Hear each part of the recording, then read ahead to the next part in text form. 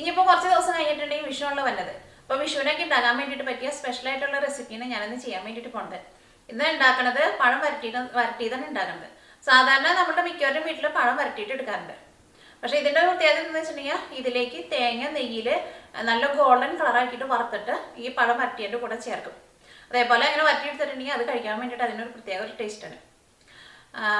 പിന്നെ നിങ്ങൾ ഇതിലേക്ക് എടുക്കുന്ന പഴമായിരുന്നാലും നന്നായിട്ട് പഴുത്ത പഴമായിരിക്കണം. ഈ പഴം നന്നായിട്ട് പഴുത്തിട്ട് ആ പഴത്തിൻ്റെ പുറത്തെ തൊണ്ടിന് ഒരു കറുത്ത കളർ വരുമല്ലോ, അതേപോലത്തെ പഴം ഉണ്ടെങ്കിൽ അങ്ങനത്തെ പഴം എടുക്കുക. ഉള്ളിൽ കടപ്പുള്ള പഴം വെച്ചിട്ട് ഇത് ചെയ്യരുതാണ്. ഉണ്ടാക്കിയിട്ടുണ്ടെങ്കിൽ അത് ചിലപ്പോൾ ചൂടോട് കൂടിയിട്ട് ഇരിക്കുമ്പോൾ അത്രയും കുഴപ്പമുണ്ടാവില്ല. പക്ഷെ ചൂടാറി കഴിഞ്ഞ് കഴിയുമ്പോൾ അത് ഭയങ്കര ഹാർഡായിട്ട് വരും. പിന്നെ ഇതിലേക്ക് നിങ്ങൾക്ക് നട്ട്സൊക്കെ വേണമെന്നുണ്ടെങ്കിൽ നട്ട്സ് ചേർക്കാം. ഏലക്കായയുടെ പൊടി വേണമെന്നുണ്ടെങ്കിൽ അല്ലെങ്കിൽ ചെറിയ ജീരകം പൊടിച്ചത് വേണമെന്നുണ്ടെങ്കിൽ അതൊക്കെ പൊടിച്ചിട്ട് ചേർക്കാം. അപ്പോൾ ഞാനിതിലേക്ക് നട്ട്സും പിന്നെ ഈ ഏലക്കായയുടെ പൊടിയൊന്നും ചേർക്കണില്ല. അപ്പോൾ അതൊക്കെ നിങ്ങൾക്ക് വേണമെന്നുണ്ടെങ്കിൽ നിങ്ങളുടെ ടേസ്റ്റിനനുസരിച്ചിട്ട് ചേർത്ത് കൊടുക്കാം. അപ്പോൾ നമുക്ക് നോക്കാം ഇതന്നെ റെഡിയാക്കാമെന്ന്. ഇത് റെഡിയാക്കാൻ വേണ്ടിയിട്ട് ഞാനിവിടെ ഇതേപോലത്തെ 2 ഏത്തപ്പഴം എടുത്തിട്ടുണ്ട്. ഏത്തപ്പഴം എടുക്കുമ്പോൾ ഇതേപോലെ ഇങ്ങനെ നന്നായിട്ട് പഴുത്തിട്ട് ഇതേപോലെ ഇങ്ങനെ കളറ് മാറിയേക്കണ ഏത്തപ്പഴം ആയിരിക്കും കുറച്ചും കൂടി നല്ലത്. ഞാനിവിടെ 2 പഴം എടുത്തു കഴിഞ്ഞ് കഴിയുമ്പോൾ 2 കപ്പ് പാലെടുത്തിട്ടുണ്ട്. ഞാനിവിടെ പശുമ്പാലാണ് എടുത്തേക്കുന്നത്. ഈ പശുപാലിന് പകരം നിങ്ങൾക്ക് തേങ്ങാപ്പാൽ വേണമെന്നുണ്ടെങ്കിൽ തേങ്ങാപ്പാലും ചേർക്കാം. ഞാനിതേപോലെ പശുമ്പാൽ ചേർത്തിട്ട് ഉണ്ടാക്കി കഴിഞ്ഞ് കഴിയുമ്പോൾ നല്ല ടേസ്റ്റ് ഉണ്ടായിരുന്നു. പിന്നെ ശർക്കര വേണം. ശർക്കര ഞാനിവിടെ ഒരു 110 ഗ്രാം എടുത്തിട്ടുണ്ട്. അല്ലെങ്കിൽ ശർക്കര നമ്മുടെ മധുരത്തിനനുസരിച്ചിട്ട് ചേർത്ത് കൊടുക്കുക. പിന്നെ നെയ്യ് വേണം. നെയ്യ് ഞാൻ അതിലേക്ക് ചേർക്കുമ്പോൾ എത്രയാണ് ചേർക്കണമെന്നുള്ളത് പറയാം. അങ്ങനെ കറക്റ്റായിട്ടൊരു അളവില്ല. ഇതിങ്ങനെ നന്നായിട്ട് ഇങ്ങനെ വരട്ടിയിട്ട് എടുക്കണം. അപ്പോൾ അതനുസരിച്ചിട്ട് നമ്മൾ നെയ്യ് ചേർത്ത് കൊടുക്കണം. പിന്നെ ഞാനിവിടെ തേങ്ങ എടുത്തിട്ടുണ്ട്. ഞാനിവിടെ ഒരു വലിയൊരു തേങ്ങയുടെ പകുതിയാണ് എടുത്തേക്കുന്നത്. ഈ തേങ്ങ നെയ്യിൽ വറുത്തിട്ട് വേണം ചേർക്കാൻ വേണ്ടിയിട്ട്. നെയ്യിൽ വറുത്തിട്ട് എടുക്കുമ്പോൾ ഇതിലേക്ക് ഞാനിവിടെ കുറച്ച് പഞ്ചസാരയും കൂടിയും ചേർക്കുന്നുണ്ട്. അത് ഞാൻ വറുത്തെടുക്കുമ്പോൾ പറയാം. അപ്പോൾ ഫസ്റ്റ് എന്ത് ചെയ്യണമെന്ന് വെച്ചിട്ടുണ്ടെങ്കിൽ ഈ ഏത്തപ്പഴവും ഈ പാലും കൂടിയിട്ട് മിക്സിയിലിട്ടിട്ട് നന്നായിട്ടൊന്ന് അരച്ചിട്ടെടുക്കുക. ഇതിലേക്ക് 2 കപ്പ് പാല് ചേർക്കാം. അപ്പോൾ ഇത് അരച്ചെടുക്കാൻ വേണ്ടിയിട്ട് ഇതിൻ്റെ ഒരു 3/4 കപ്പ് ചേർത്താൽ മതി. ബാക്കിയുള്ള അരച്ചെടുത്ത് കഴിഞ്ഞപ്പോൾ ചേർക്കാം. അപ്പോൾ പഴം ഇതേപോലെ നല്ല പേസ്റ്റ് പോലെ അരച്ചെടുത്തിട്ടുണ്ട്. ബാക്കി കുറച്ച് പാലും മാറ്റി വെച്ചിട്ടുണ്ട്. നമ്മൾ ആ പാനിലേക്ക് ഇടുന്ന സമയത്ത് ഈ പാലും കൂടിയിട്ട് നമുക്ക് ഇതിൻ്റെ കൂടെ ചേർക്കാം. ഇനി ഇത് റെഡിയാക്കാനുള്ള പാൻ നന്നായിട്ട് ചൂടായിട്ടുണ്ട്. ഇനി ഇതിലേക്ക് ശർക്കര ചേർക്കാം. അപ്പോൾ നിങ്ങൾ എടുക്കുമ്പോൾ കല്ലുള്ള ശർക്കരയാണെന്നുണ്ടെങ്കിൽ ഏറ്റവും ആദ്യം ശർക്കര ഒരു 1/4 ഗ്ലാസ് വെള്ളം ഒഴിച്ചിട്ട് ശർക്കര ആ വെള്ളത്തിൽ നന്നായിട്ടൊന്ന് അലിയിക്കുക. അത് കഴിഞ്ഞിട്ട് അരിച്ചിട്ട് വേണം എടുക്കാൻ വേണ്ടിയിട്ട്. അപ്പോൾ ഞാനിപ്പോൾ ഇവിടെ എടുത്തേക്കുന്ന ശർക്കരയിൽ കല്ലില്ലാത്ത ശർക്കരയാണ്. അപ്പോൾ അതുകൊണ്ട് ഞാനിത് ഇതിലേക്ക് നേരിട്ടാണ് ചേർക്കണത്. ഇതിലേക്ക് നമ്മൾ മിക്സിയിലിട്ടിട്ട് അരച്ച് വെച്ചേക്കണ പഴവും പാലും കൂടിയിട്ടുള്ള മിക്സ് ഉണ്ടല്ലോ, അത് ചേർക്കാം. ഈ പതുക്കൊന്ന് കുറച്ച് വയ്ക്കാം.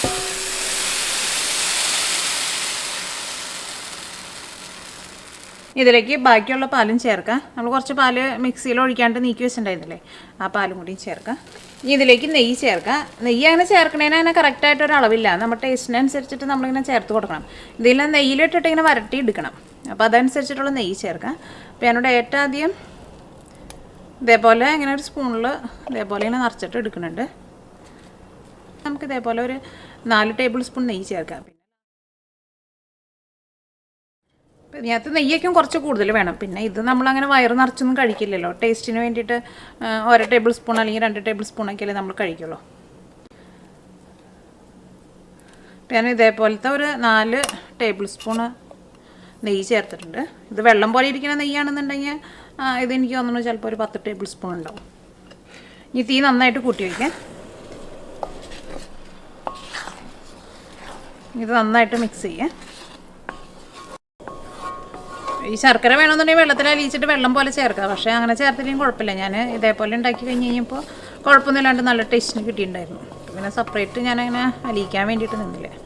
അതിൻ്റെ കൂടെ കിടന്ന് തന്നെ അലിഞ്ഞു.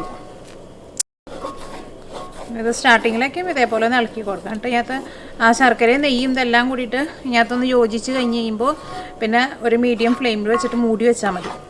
അത് കഴിഞ്ഞിട്ട് ഇടയ്ക്കിടയ്ക്ക് ഇളക്കി കൊടുത്താൽ മതി. അപ്പോൾ നമ്മൾ അടുക്കളയിൽ വേറെ എന്തെങ്കിലുമൊക്കെ പണി ചെയ്യുന്ന സമയത്ത് ഇതുണ്ടാക്കാൻ വേണ്ടിയിട്ട് വെച്ചാൽ മതി. എപ്പോഴും നമ്മൾ ഇതിൻ്റെ കൂടെ നിൽക്കേണ്ട ആവശ്യമില്ല. നെയ്യ് ചേർത്തില്ല എന്നുണ്ടെങ്കിൽ ഇതേപോലെ നമ്മൾ ഇളക്കുമ്പോൾ എന്തുണ്ടാവുമെന്ന് വെച്ചിട്ടുണ്ടെങ്കിൽ ഈ പാനിലേക്ക് നിറച്ചിങ്ങനെ ഒട്ടിപ്പിടിക്കും. അപ്പോൾ ഇത് നന്നായിട്ട് ചൂടായിട്ടുണ്ട്. ഇതിൻ്റെ ഉള്ളിൽ നിന്നൊക്കെ നന്നായിട്ട് തള വരുന്നുണ്ട്. ഇനി ഞാൻ എന്ത് ചെയ്യാൻ പോകണമെന്ന് വെച്ചിട്ടുണ്ടെങ്കിൽ ഒരു മീഡിയം ഫ്ലെയിമിലിട്ടിട്ട് ഇത് മൂടി വയ്ക്കാൻ വേണ്ടിയിട്ട് പോവാണ്. എന്നിട്ട് ഒരു 10 മിനിറ്റ് കൂടുമ്പോൾ ഒന്ന് ഇളക്കി കൊടുത്താൽ മതി. നിങ്ങൾ വലിയ ബർണറൊക്കെ ആണെന്നുണ്ടെങ്കിൽ ഒരു മീഡിയം ഫ്ലെയിമിനേക്കാളും കുറച്ചും കൂടി ഒന്ന് കുറച്ച് വയ്ക്കാം. അതേപോലെ ഒന്ന് ഒതുക്കി കൊടുക്കാം. അങ്ങനെ ചെറിയ തീയിലിരുന്നിട്ട് ഇങ്ങനെ ഡ്രൈ ആയി ഇങ്ങനെ നന്നായിട്ട് വെന്ത് വരണം. നമുക്ക് തീ ഒന്ന് കുറച്ച് വയ്ക്കാം.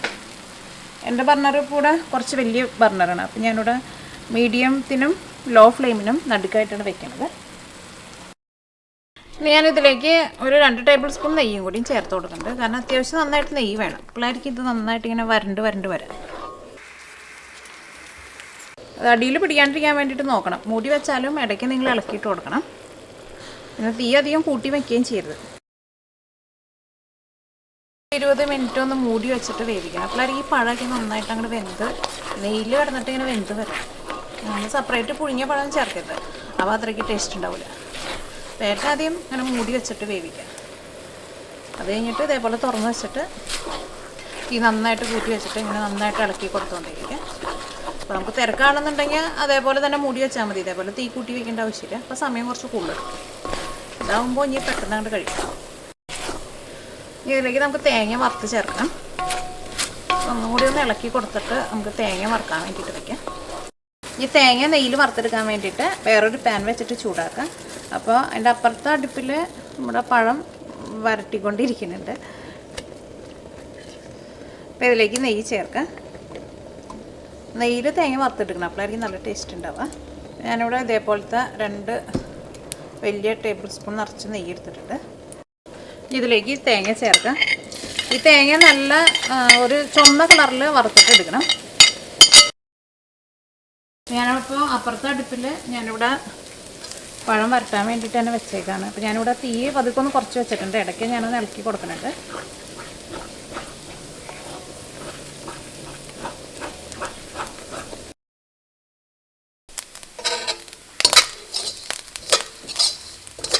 അപ്പോൾ തേങ്ങ മൊരിഞ്ഞ് നല്ലൊരു ഗോൾഡൻ കളറായി തുടങ്ങിയിട്ടുണ്ട്.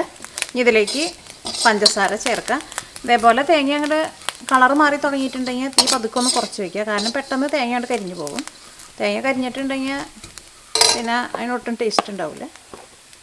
ഇതിലേക്ക് പഞ്ചസാര ചേർക്കാം.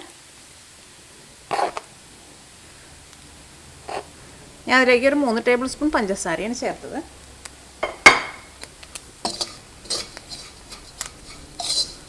ഈ പഞ്ചസാരയും ഈ തേങ്ങയും കൂടിയിട്ട് ഒന്ന് നന്നായിട്ടൊന്ന് ചൂടായി കഴിയുമ്പോൾ തീ ഓഫ് ചെയ്യാം. ഇപ്പോൾ ഈ തേങ്ങ നെയ്യിൽ കിടന്നിട്ട് മൊരിഞ്ഞിട്ട് നല്ലൊരു ഗോൾഡൻ കളറായിട്ടുണ്ട്.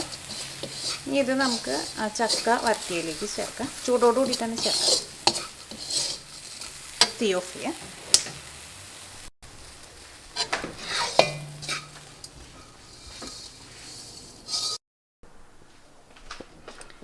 ഈ തീ ചെറുതായിട്ടൊന്ന് കൂട്ടി വയ്ക്കാം. ഞാനിവിടെ ലോ ഫ്ലെയിമിലാണ് ഇട്ടിരുന്നത്.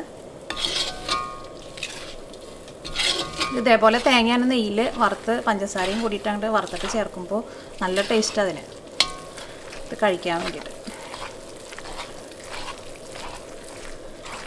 ഇനി തീ നന്നായിട്ട് കൂട്ടി വെച്ചിട്ട് ഇതൊന്നും കൂടി നന്നായിട്ടൊന്ന് മിക്സ് ചെയ്ത് നന്നായിട്ടൊന്ന് വരട്ടിയിട്ടെടുക്കുക. ഒരു 5 മിനിറ്റ് തീ നന്നായിട്ടൊന്ന് കൂട്ടിയിട്ട് ഒന്ന് ഇളക്കിയാൽ മതി. ഈ തീ നന്നായിട്ട് കൂട്ടി വെച്ചിട്ട് ഒരു 5 മിനിറ്റും കൂടി നന്നായിട്ടൊന്ന് മിക്സ് ചെയ്തിട്ടെടുക്കുക. അപ്പോൾ ഈ തേങ്ങയും പിന്നെ ഈ ഏത്തപ്പഴവും ഇതെല്ലാം കൂടിയിട്ട് നന്നായിട്ട് അങ്ങോട്ട് മിക്സായിട്ട് വരും. അപ്പോൾ ഇതിനകത്ത് നെയ്യൊക്കെ സെപ്പറേറ്റ് ആയിട്ട് ഇങ്ങനെ തെളിഞ്ഞ് വന്നിട്ടുണ്ട്. ഇതേപോലെ ഇങ്ങനെ തെളിഞ്ഞ് വരണം.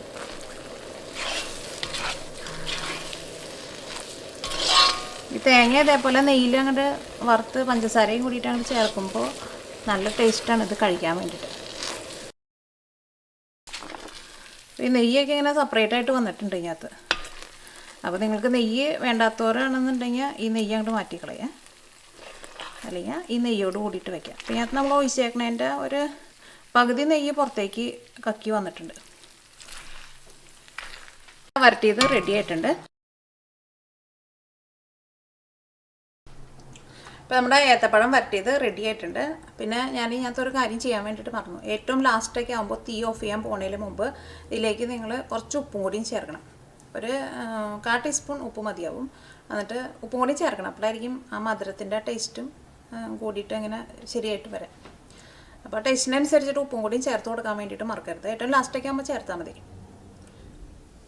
ഇപ്പോൾ പഴം വരട്ടിയത് റെഡി ആയിട്ടുണ്ട്. ഇതിപ്പോൾ ഒന്ന് ചെറുതായിട്ടൊന്ന് ചൂടാറിയിട്ടുണ്ട്. അപ്പോൾ അതിൻ്റെ കളർ ഒന്നും കൂടിയും ഒരു ഡാർക്ക് കളറായിട്ടുണ്ട്. അപ്പോൾ വിഷുവിന് നിങ്ങളെല്ലാവരും ട്രൈ ചെയ്ത് നോക്കുക, അല്ലെങ്കിൽ ഓണത്തിനായിരുന്നാലും ട്രൈ ചെയ്ത് നോക്കുക. ഇത് സദ്യയൊക്കെ കഴിഞ്ഞ് കഴിയുമ്പോൾ ഒരു ടേബിൾ സ്പൂൺ വെച്ചിട്ട് ഇത് നമ്മൾ ആ പായസം കഴിക്കുന്നതിൻ്റെ ഒപ്പം തന്നെ ഇതും കൂടി കഴിച്ചിട്ടുണ്ടെങ്കിൽ നല്ല ടേസ്റ്റ് ആയിരിക്കും.